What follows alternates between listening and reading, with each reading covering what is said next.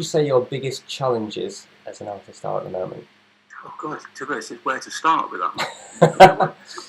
It's not a therapy session, so you don't need to go too deep. But the problem, well, it's the same for everybody though. So it's not, this isn't a problem that's unique to me. There are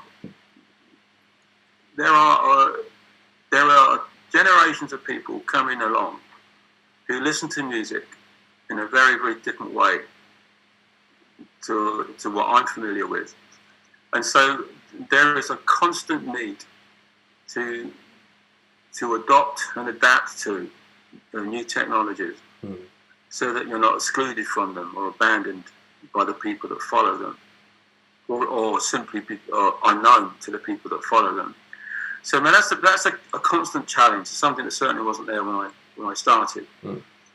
I'm very lucky in that I do have 3 young teenage girls. So, one of them is forever coming up to me and saying, showing me Spotify figures, and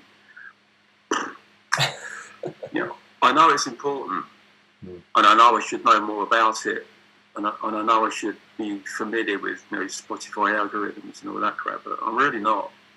Yeah. And so I have these little helpers that are. I mean, I'm all right with some of it. You talk about Twitter and Instagram and Facebook and things like that. Then I'm well in there and I know what I'm doing. But they were talking about something yesterday. I hadn't even heard of it. Some new thing that now I can't remember what it's called. And so that I see as a challenge. But it's for all of us. But I think for people of my generation, it's that much more difficult. Because we're not as familiar. And I certainly don't feel my day-to-day with sitting on the phone, Snapchatting, that stuff. So, and yet it's important. A lot of these things are important, and they are very useful vehicles to help people find out about you or follow you or become aware of the music and so on. So I would say that's one of them. It's this constant need to understand, know about, and grasp the new technologies that are coming along, and adapt what you do to suit that, or to decide whether they are useful for you or not, because not everything will be.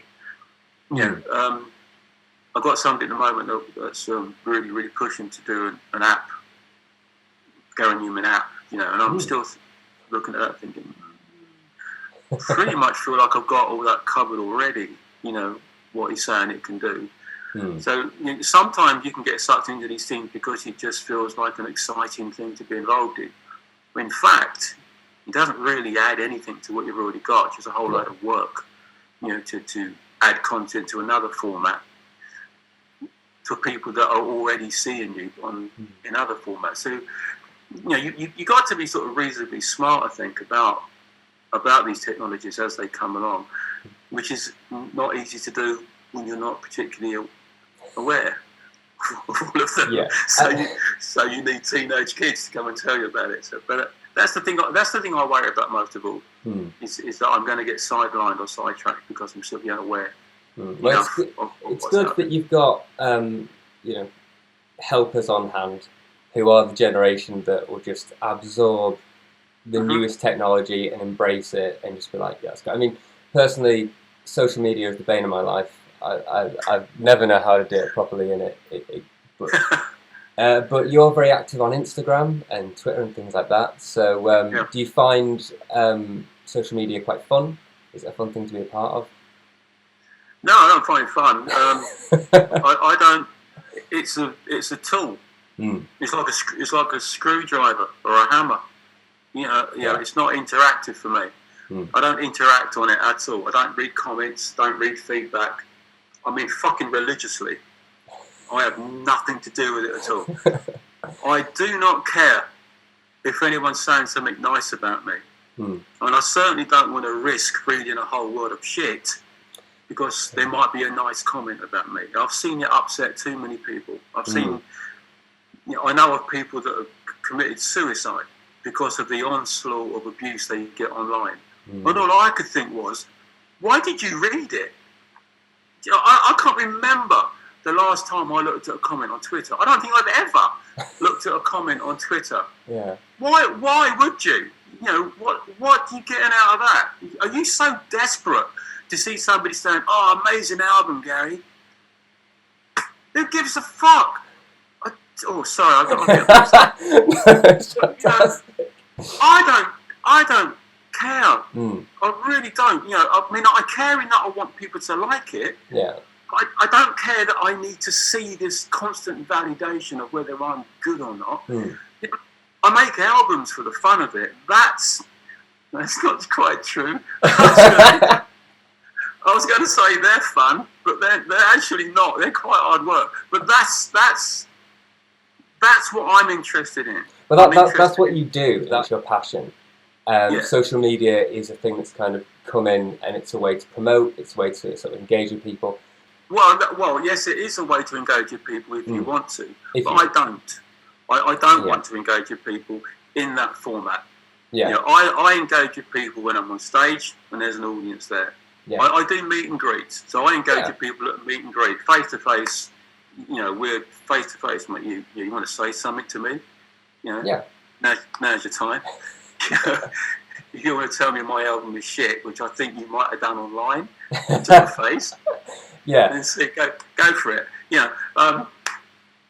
The problem, the online thing, the online feedback, it's as if decency and kindness and respect is a thin veneer over the top of a whole world of hostility and bitterness and vengeance and this seething mass of people that don't feel the world is giving them what they deserve. Yeah. And so that anonymity that comes from being online scrapes that thin veneer of decency away. And all this cauldron of vindictive shit comes pouring out. And it seems to me that anyone that does well in any sphere whatsoever, be it music or art or even anything. These people are out there, they're just bubbling over with sort of vindictive, poor little me, hard done by bullshit. And so I'm not interested. Right. I don't want to see it, I don't want to read it. And I'm quite prepared to not read a few people saying what a great album that is, Gary, so that I don't have to look at all the other wankers saying what they're saying. I don't care. I live my life. I get up in the morning, I post some things maybe, go and write some songs maybe, spend some time with the kids mostly, which is only all I really want to do. Yeah. Go out, have a brilliant time, live my life, love it. Don't read any of that shit. Perfect. I'm not going to go and kill myself because of what some wanker said on Twitter, because I'm never going to know about it. Do you know what I mean? So why do they do it, man? Why get into it? I feel exactly the same as you.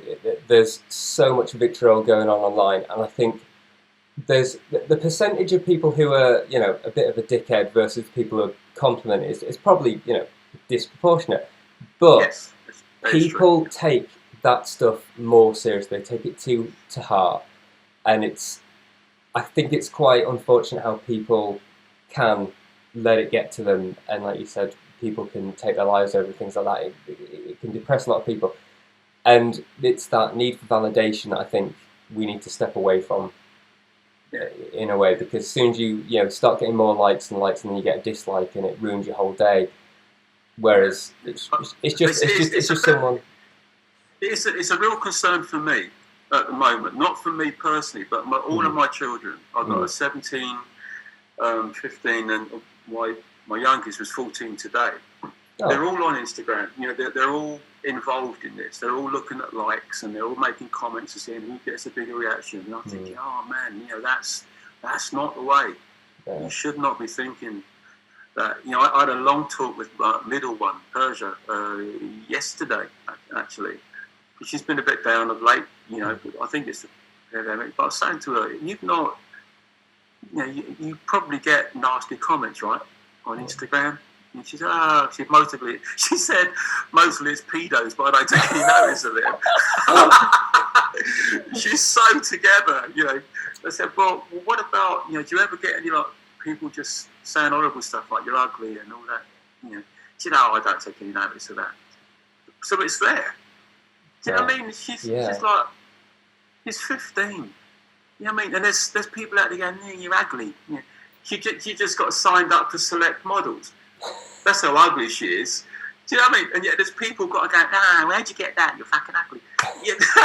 But that's what I'm worried about. I'm really worried about them. So I spend a fair amount of time with them, trying to give them my dad-like wisdom as to how you don't want to get involved in that sort of thing. But, you know, of course, they take very little notice of anything I say, unfortunately. But well, it's part of that generation. It's become part of their lives. I think the problem is that people, like you said, the people who say these things wouldn't say it to your face in person, and that's that no one would ever do that. So I think there's a kind of a dehumanizing and a depersonalizing on both sides of it. I honestly believe that 90% of the horrible things that are said isn't even a valid comment. I don't even think these people believe it. That they seem to thrive on causing upset. And so when people react to that and go, you know, who do you think you are? No, I don't mean me, but I mean when other fans react to that, it's exactly what they want. All they want is to cause disharmony and upset. If they can't get to me, they'll upset the fans, because that's almost as much fun.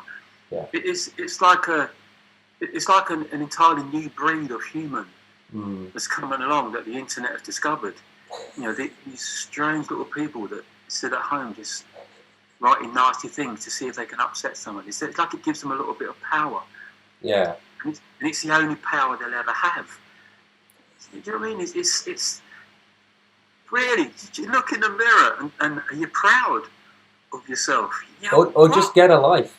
I saw a photograph once, and it was, and I've kept it ever since. And it's this sort of slightly overweight man with a mullet. Have you seen it? In his underpants, slightly soiled underpants, in his basement with a little computer. Yeah, and he's shouting at his mum because his mum's calling him for his dinner, and he's about 45 years old. You know, saying, "Mum, I'm just writing a comment or something," and that's what I think of whenever I see. You know, if my kids rather sort of say, "Oh, look at this horrible comment," say, just have a look at the picture. You should put this on your wall, because that's what it is. It's one of them. Yeah, it's nothing to worry about. Yeah.